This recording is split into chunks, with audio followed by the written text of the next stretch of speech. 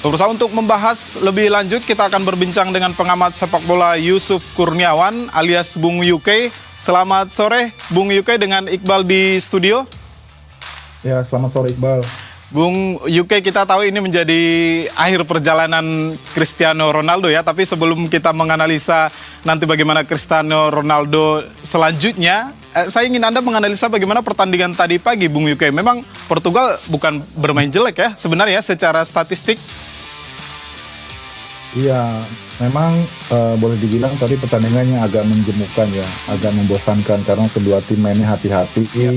Portugal juga begitu, apalagi Spanyol juga nggak mau main frontal ataupun bermain terlalu agresif karena mereka tahu bahwa Portugal juga punya kualitas. Jadi pertandingan agak stagnan memang ya. Tapi kalau kita lihat dari statistik, saya kira Spanyol pantas yang memenangkan pertandingan karena mereka punya creative chances yang lebih dominan dibanding Portugal. Misalnya dari sisi tembakan juga unggul jauh ya, 15-10. Kemudian juga peluang emasnya 3-1. Jadi memang nggak banyak kreativitas ataupun juga chance dari kedua tim. Sampai kemudian akhirnya ditentukan oleh sebuah momen. Momen itu terjadi di 90+1. Itu aja yang menjadi perbedaan signifikan di laga tadi gitu. Kalau dari tim Spanyol sebenarnya masuknya Mikel Merino ini menjadi kunci ya, Bung Yuke ya? Atau ada faktor lain sebenarnya yang mengunggulkan Spanyol pada laga tadi pagi? Ya itu dia, tadi saya bilang kan pada akhirnya ditentukan hanya oleh satu momen. Dan momen itu terjadi ketika Mikel Merino masuk menjadi pembeda. Dan itu yang nggak dimiliki oleh Portugal. Portugal juga masukkan beberapa pemain kan, misalnya seperti Bernardo Silva. Kemudian juga kalau saya lihat di sini ya ada juga Nelson Semedo, ada Rafael Leao, tapi nggak ada perubahan signifikan gitu. Inilah yang di sepak bola level tinggi seperti ini, perbedaan kecil saja itu bisa menjadi besar ketika momen itu datang gitu. Dan sayangnya Gonçalo Ramos yang diharapkan bisa masuk gitu ya untuk bisa menambah daya gedor, malah sama sekali nggak dimainkan. Ini kan jadi polemik ya belakangan setelah pertandingan selesai, banyak yang mempertanyakan keputusan Martinez, kenapa kok sama sekali nggak memberikan kesempatan kepada Gonçalo Ramos, tapi tetap mempertahankan Ronaldo yang sebenarnya udah kepayahan gitu kan sampai menit 90 itu yang akhirnya jadi seperti itu gitu. Iya. Bung UK, kita masuk ke pembahasan masalah Ronaldo. Kalau ini menjadi, dia sudah mengatakan bahwa ini last dance ya, terakhir dia di Piala Dunia, tapi pecinta sepak bola sebenarnya layakkah menyematkan pemain terbaik, salah satu pemain terbaik Ronaldo di masa ini meskipun dia belum bisa memberikan Piala Dunia nih, Bung UK? Iya, kalau salah satu pemain terbaik iya. Kita harus akui ya, dalam satu abad terakhir ini kan paling tidak dalam 20-23 tahun terakhir lah ya. Ini kan dua nama yang besar ini kan selalu dibanding-bandingkan ya, Ronaldo dengan Messi gitu ya, sampai jadi polemik antara supporternya Ronaldo sama fansnya Messi gitu, nggak ada selesainya. Kalau kita sih, saya pribadi menganggapnya bahwa dua-duanya itu sama-sama dewanya sepak bola di abad modern ya. Masing-masing punya kelebihan yang kita harus hormati, bukannya untuk dipertentangkan. Kalau lihat dari pencapaian, dua-duanya punya pencapaian yang sangat baik gitu ya. Terus Ronaldo dari sisi inspiring figurnya kan harus diakui lebih bagus daripada Messi gitu ya. Tapi kalau dari achievement ya Messi dapat monumennya kan, Piala Dunia kan, itu yang sedikit membedakan dia dengan Ronaldo gitu. Tapi dua-duanya saya kira sama-sama sama-sama GOAT lah kalau mau dibilang GOAT gitu ya. Kita sebenarnya harus menghormati, jangan mempertentangkan ya, karena masing-masing punya kelebihan sendiri-sendiri gitu. Iya, kita lihat kalau statistiknya sebenarnya banyak berkontribusi ya Ronaldo di laga tadi pagi, dan dari segi performa sebenarnya di klub juga dia selama Liga Arab bahkan dia 28 dari 30 pertandingan mencetak gol nih, Bung UK. Anda yakin dia akan pensiun? Karena kita tahu nih 4 tahun lagi Piala Dunia akan di Portugal nih, Bung UK.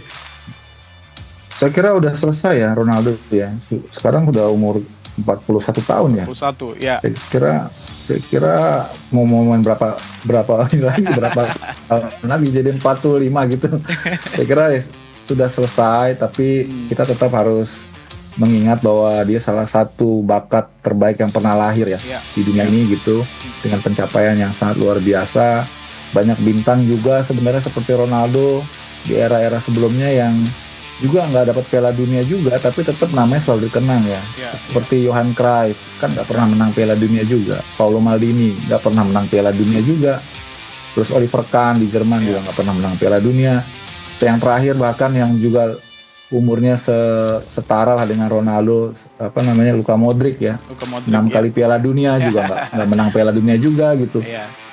Tapi Ronaldo kalau dari trofi timnas yang dia udah berikan, dia udah membuktikan. Piala Eropa 2016 dia juara, terus Nation League dia 2 kali juara bersama Portugal, yang diantaranya kemarin 2025 juga mengalahkan Spanyol. Jadi nggak buruk-buruk amat gitu loh. Apalagi dari sisi ini ya, citra Ronaldo kan sangat baik ya, terutama untuk inspiring buat anak-anak muda ya, untuk pemain muda gitu ya. Bagaimana dia mengkampanyekan kerja kerasnya, disiplinnya, itu kan nilai yang saya kira di luar dari konteks sepak bola yang juga kita harus hargain gitu. Kalau Messi memang, kalau saya bilang dia gift dari Tuhan karena karunia sepak bola gitu, yang kita juga harus syukuri gitu. Jadi dua tokoh ini, dua mazhab yang sama-sama punya nilai lebih lah menurut saya sih ya. Ya sebenarnya nggak bisa dibandingin ya, Bung Yuke ya, antara Messi dengan Ronaldo ya, sama-sama berjaya sebenarnya ya. Iya betul. Bung Yuke, saya ingin Anda menganalisa Ronaldo, setelah Ronaldo nanti Portugal ini akan seperti apa ya, dengan materi pemain yang ada saat ini? Iya, kalau saya lihat kan masih ada pemain-pemain yang sebetulnya masih punya lifetime agak panjang ya. Seperti misalnya ada Renato Veiga di belakang, itu masih 22 tahun. Kemudian João Neves, gelandang itu masih 21 tahun. Kemudian juga ada João Felix masih 26 tahun. Nuno Mendes masih 24 tahun. Jadi mereka masih punya pemain-pemain yang nanti akan memimpin tongkat estafet di edisi berikutnya di Euro 2028 dan Piala Dunia 2030. Saya kira kalau Portugal sih nggak kehabisan talent ya, tinggal bagaimana mereka bisa move on, bisa overcome dari situasi yang saat ini sedang di bawah gitu ya, untuk bounce back gitu. Karena kan nanti akan muncul generasi baru kan. Kita tahu juga bahwa pelatihnya juga nanti akan baru karena Roberto Martinez kan sudah menyatakan mengundurkan diri kan ya.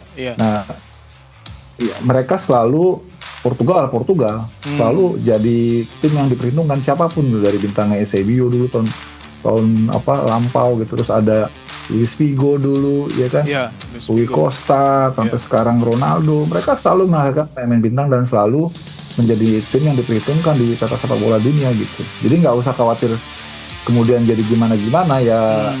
Mas go on, hidup terus berlanjut. Dan saya kira Portugal akan kembali jadi salah satu yang diperhitungkan gitu. Iya. Terakhir Bung Yuke, setelah Portugal kalah kita masih menanti Argentina nih. Kira-kira 8 besar akan seperti apa nanti Bung Yuke? Iya, sebenarnya kalau di atas kertas teorinya nih memang seolah-olah akan mempertemukan Prancis lawan Argentina ya. Iya. Karena kan itu yang kalau kita lihat dari kualitas timnya, kualitas kebintangannya gitu ya. Memang mereka nih masih sama dalam prime mereka ya. Walaupun Messi boleh dibilang ini akan jadi last dance-nya juga lah. Tapi semua pemain Argentina itu berada di belakang Messi gitu loh. Jadi tim ini tim Messi dan kawan-kawan sebenarnya. Cuman ya masih kualitas gitu ya untuk bisa terus bersaing sampai di level tinggi. Tapi kalau dari sisi grup ataupun bracket sebelahnya ini kan Prancis juga nanti ketemu Spanyol ya. Kalau misalnya jalan mereka mulus ya. Ini juga tricky juga nih. Soalnya dari beberapa aplikasi komputer yang memprediksi siapa yang akan tampil di final itu Spanyol. Dan juaranya itu Spanyol gitu loh. Ini yang menarik ya. Karena benarkah computerized statistik itu akan kembali terbukti ya? Karena seperti EA Sport itu kan selalu dalam 4 prediksi Piala Dunia sebelumnya itu selalu akurat tuh. Dari 2010 juaranya Spanyol, terus 2014 juaranya Jerman, 2018 juaranya Prancis, sampai 2022 juaranya Argentina. Sekarang mereka memprediksi giliran Spanyol. Kita tunggu aja nih. Ini kita melawan perhitungan statistik nih. Iya, gitu. Benar sekali Bung Yuke. Kita tunggu bagaimana laga selanjutnya di 8 besar. Kita berharap memang semuanya akan semakin seru nih pertandingannya. Terima kasih sekali lagi Bung Yuke atas analisanya. Ya baik, terima kasih Iqbal, sama-sama. Ya,